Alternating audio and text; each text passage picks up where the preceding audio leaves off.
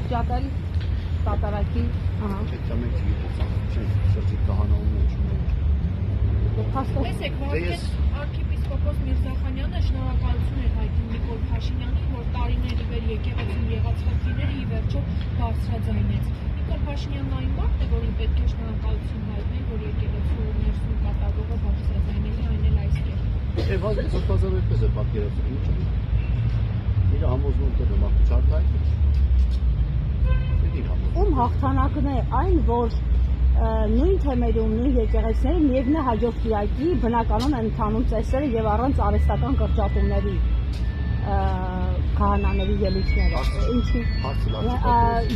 Եթե կրճատվում է Նիկոլ Փաշինյանի ներկայությամբ, ապա հաջորդ անգամ նույն եկեղեցում նույն քահանան առանց կրճատելու, առանց զեղչելու է պատարագը մատուցում։ Սա ում հաղթանակն է։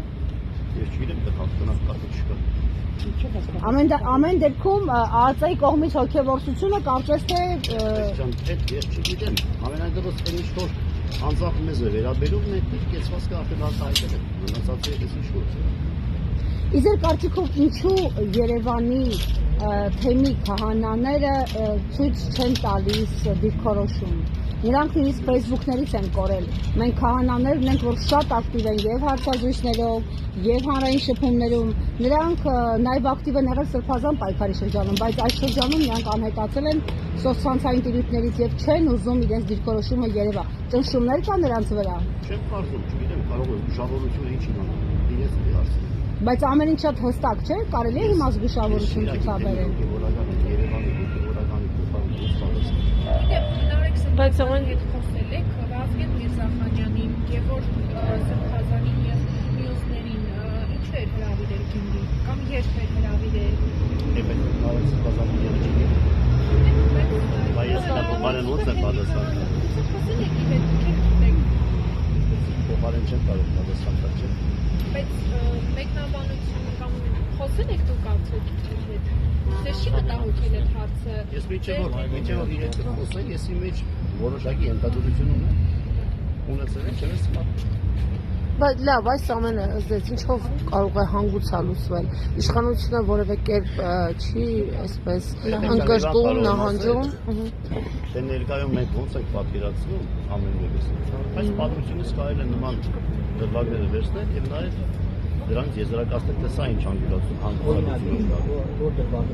Պատմական բոլոր դրվագները։ Բայց պատմական ո՞ր դրվագի հետ են նույնանում Նիկոլ Փաշինյանի գործողություններն ու բառամթերքն ու առհասարակ այն ինչ կատարվում է։ Քրիստոնեական եկեղեցին 2000-ամյա եկեղեցի է